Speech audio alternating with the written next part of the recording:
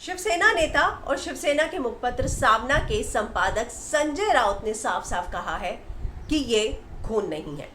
साथ ही उन्होंने कुछ ऐसे सवाल उठाए हैं और साथ ही वो बोल रहे हैं कि क्यों इतनी जांच की जा रही है जब ये साफ है कि ये खून नहीं। क्या कहना है उनका, मैं हिना कुमावत फिल्म विंडो पर आपको बताऊंगी।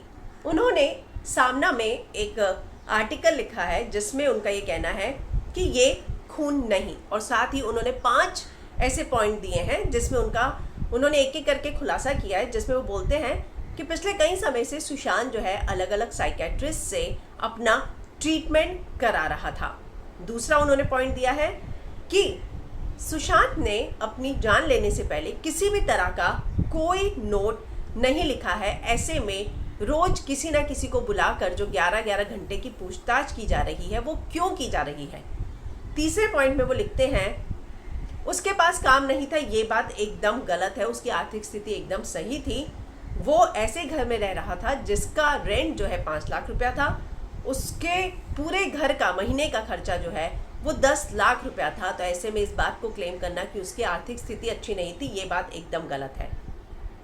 उन्होंने ये भी बोला है कि मैंने ये भी पढ़ा है कि यशराज से कॉन्ट्रैक्ट की कॉपी मंगाई गई और उसको जो है पूरा उसकी जांच की जा रही है। तो कह रहे कि आप ये बताइए ये सब करने से आप लोगों को कुछ मिलने वाला है क्या। फिर वो आगे लिखते हैं कि उसके किस अभिनेत्री के साथ संबंध थे, उनको बुलाकर जांच हो रही है। हो सकता है उसके 10 अफेयर रहे हो, 34 साल का लड़का था। ऐसे में उसको जो है वो सब कुछ, उसके किसके साथ क्या संबंध थे, कैसे थे, उसके अनेक ब्रेकअप हुए, उसके बाद जो है वो डिप्रेशन में गया। ये सारी जो बातें हैं वो जो है उसकी क्या जांच होगी। और वो आगे बोलते हैं कि उसके पास वैभव था, प्रसिद्धि थी, सब ऐसे सारे साधन थे जो इस जग में हर कोई चाहता है, लेकिन उसकी गाड़ी को ब्रेक नहीं था।